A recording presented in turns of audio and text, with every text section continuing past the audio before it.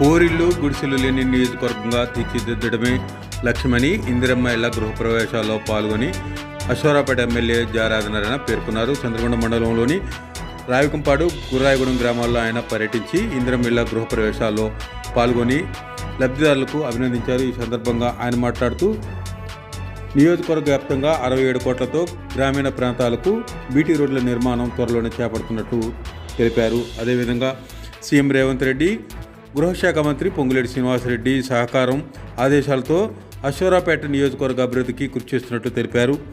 ఈ సందర్భంగా చంద్రగొండ మండలంలోని పలు కుటుంబాలను పరామర్శించారు. అనంతరం రాయకంపాడు గ్రామంలో బోనాలు ఎత్తి ప్రత్యేక పూజల్లో పాల్గొన్నారు. మండలం గురవాయిగూడెం గ్రామానికి నేను ఈరోజు ఇందిరమ్మ గృహప్రవేశానికి రావడం జరిగింది. పాయంవారి నూతన గృహప్రవేశానికి నేను ఈరోజు ఏర్పాటు చేసినటువంటి ఆహ్వానానికి నేను ఇవ్వడం రావడం జరిగింది.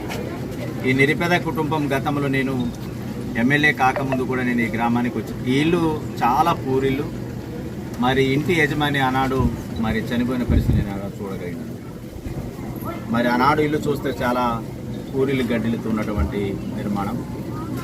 కాంగ్రెస్ ప్రభుత్వం వచ్చిన తర్వాత నేను మళ్ళీ ఈ గ్రామానికి అలో శుభోదయం కార్యక్రమానికి ఈ గ్రామానికి వచ్చిన తర్వాత ఇల్లు చూసి చెల్లించిపోయినా. గతంలో ఇల్లు లేకుండా ఇంటి పెద్ద కుటుంబం చాలా ఇబ్బందులు పడ్డది. ఒంటరి జీవితం కట్టుకుంటే ఇంటి పరిస్థితి. కాబట్టి కాంగ్రెస్ ప్రభుత్వం వచ్చిన తర్వాత మీకు ఇల్లు వస్తుందని మాట ఇచ్చినాను. మాట ప్రకారంగా నేను వారికి ఇల్లు ఇవ్వటం జరిగింది. ఈరోజు ఇంటి నిర్మాణం అయిన తర్వాత ఈరోజు గృహప్రవేశంగా రావడం నాకు చాలా ఆనందాన్ని ఇస్తూ ఉంది.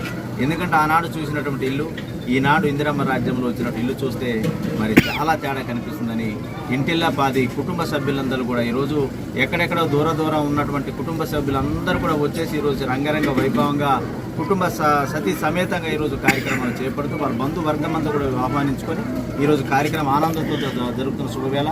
ఇందిరమ్మ రాజ్యంలో ఇందిరమ్మ ప్రభుత్వం ఇంత గొప్ప అద్భుతమైన కార్యక్రమాలకు ఇచ్చినందుకు ముఖ్యమంత్రి గారికి, అదేవిధంగా మరి హౌసింగ్ మినిస్టర్ గారు పొంగులేటి శ్రీనివాసరెడ్డి గారికి, అదేవిధంగా స్థానిక ఎమ్మెల్యే నన్ను మరి వాళ్ళందరూ కూడా ఈరోజు ఒక ఆనందోత్సవంతో చెప్పినందుకు వారు ప్రత్యేకంగా మీకు కుటుంబ సభ్యులందరికీ కూడా పేరు పేరున ప్రత్యేకంగా నేను ధన్యవాదాలు తెలియజేస్తా ఉన్నాను. అదేవిధంగా అలానే కాదు, ఫేజ్ 1లో ఇచ్చినటువంటి మనం హౌసింగ్ కూడా మనం 4274 ఇళ్ళు మన నియోజకవర్గానికి ఇవ్వగలిగినాం. అదేవిధంగా ఫేజ్ 2లో కూడా ఇప్పుడు ఆల్రెడీ ప్రక్షాళన చేస్తూ ఉన్నాం. నియోజకవర్గం ఏదైతే తాటాకిల్లు, ఊరిల్లు, గడ్డిల్లుని పూర్తిగా 100కి 100% నేను చేయాలని ఆలోచనతో మరి కాకడ కట్టుకోవడం జరిగింది. ముఖ్యమంత్రి గారి ఆదేశాలు, అదేవిధంగా హౌసింగ్ మినిస్టర్ గారి ఆదేశాలు. ఈరోజు మరి నేను నియోజకవర్గంలో ఏ ఒక్క పూరిల్లు, గడ్డిల్లు మిగలకూడదన్న ఆలోచనతో కూడా నేను ఫేజ్ 2లో కూడా నేను చేయబోతా ఉన్నాను. అది ఒకవేళ ఫేజ్ 2లో వచ్చినటువంటి దానిలో భాగంగా పూరిల్లు, గడ్డిలు అయిన తర్వాత వెంటనే ఒకవేళ మళ్ళీ రేకులు ఇల్లు కూడా ఉన్నాయి కాబట్టి ఆ రేకులను పూర్తి చేసే బాధ్యత తీసుకుంటాం. అదేవిధంగా మరి గతంలో ఇందిరమ్మ ఇల్లు శాంక్షన్ అయ్యి బేస్ మట్టం కట్టుకుని ఒకవేళ బేస్ మట్టం గోడ కట్టుకున్న వాళ్ళకు ఫేజ్ 2లో కూడా శాంక్షన్ ఇస్తున్నాం. ఆల్రెడీ దానికి స్పెసిఫిక్ 500 ఇల్లు నేను కేటాయించడం జరిగింది. 500 ఇళ్లలో కూడా ఎక్కడైతే ఇప్పటికీ నాకు 175, 176 నిన్నటికి నాకు వచ్చినటువంటి వార్త.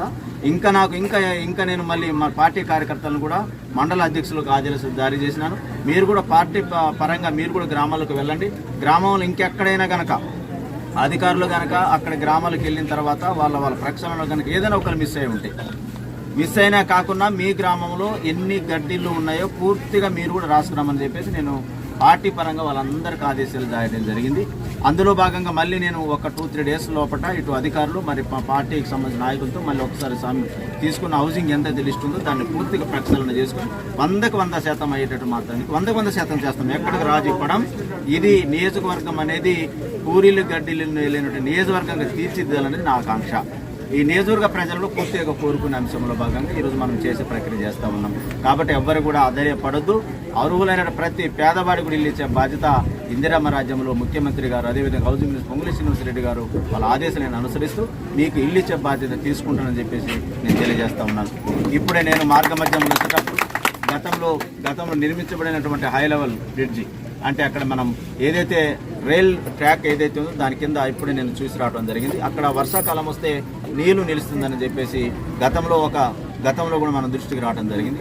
దానిలో భాగంగా నేను కూడా అధికారులు ఆదేశించినప్పుడు 3 రోజుల క్రితం వచ్చి కూడా మళ్ళీ ఈ ప్రాంతాన్ని వాళ్ళు వీక్షించి ఇక్కడ నీళ్లు నిలుస్తుందనేది కూడా వాళ్ళు నిజ నిర్ధారణ ఉందా లేదని తెలుసుకునే ప్రయత్నం చేశారు. నిజంగా నీళ్లు నిలుస్తుందన్నారు. కొద్ది రోజుల్లోనే దాన్ని కూడా మరమ్మతులు చేసే ప్రక్రియ తీసుకుంటా ఉన్నాం. దానిలో భాగంగా ఈరోజు మరి ఏదైతే చెండుగుండ నుండి గుర్రగూడెం వాయా మీదుగా పోకలగూడెం వాయా మీదుగా అదేవిధంగా బాల్యతండ నుండి మధుకూరు వరకు కూడా హ్యామ్ రోడ్డును మనం శాంక్షన్ తీసుకొచ్చినాం. అతి కొద్ది రోజుల్లోనే మరి ఇక్కడ మనం శంకుస్థాపన కార్యక్రమం పెట్టుకోబోతున్నాం. ఎందుకంటే ఈ మారుమూల ప్రాంతాన్ని మమ్మల్ని ఎవరు చూడరు. ఈ మారుమూల ప్రాంతాన్ని మా రోడ్లు దైనందిన పరిస్థితులు ఉంటాయని ప్రజలు చాలా మరి ఆందోళన చెందుతా ఉన్నారు. ఆందోళన చెందొద్దు.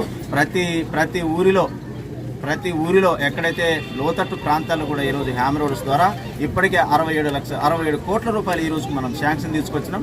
67 కోట్ల రూపాయలు అతి కొద్ది రోజుల్లోనే మనం నియోజకవర్గ వ్యాప్తంగా ఉన్నటువంటి రోడ్లకి మనం శంకుస్థాపన చేయబోతా ఉన్నాం. 67 కోట్ల రూపాయలతో ఈరోజు హ్యామ్ రోడ్డు మనం తీసుకొచ్చినాం. 3-4 నెలల లోపల సుమారు హ్యామ్ రోడ్స్ యొక్క ప్రక్రియ 15 ఏళ్ల పాటు దానికి ఒక ఒప్పందం ఉంటుంది. 15 సంవత్సరాల పాటు ఎవరైతే కాంట్రాక్టర్ ఉంటారో వాళ్ళకి బాధ్యత ఇస్తారు.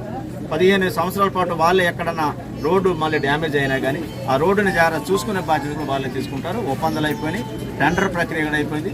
కొద్ది రోజుల్లోనే శంకుస్థాపన కార్యక్రమం ఒక్కటే మిగిలిందని చెప్పేసి తెలియజేస్తాం. మళ్ళీ ఈ ప్రాంతానికి మళ్ళీ రోడ్లు అయిన తర్వాత మళ్ళీ మీ అందరితో జర్నీ చేస్తాను.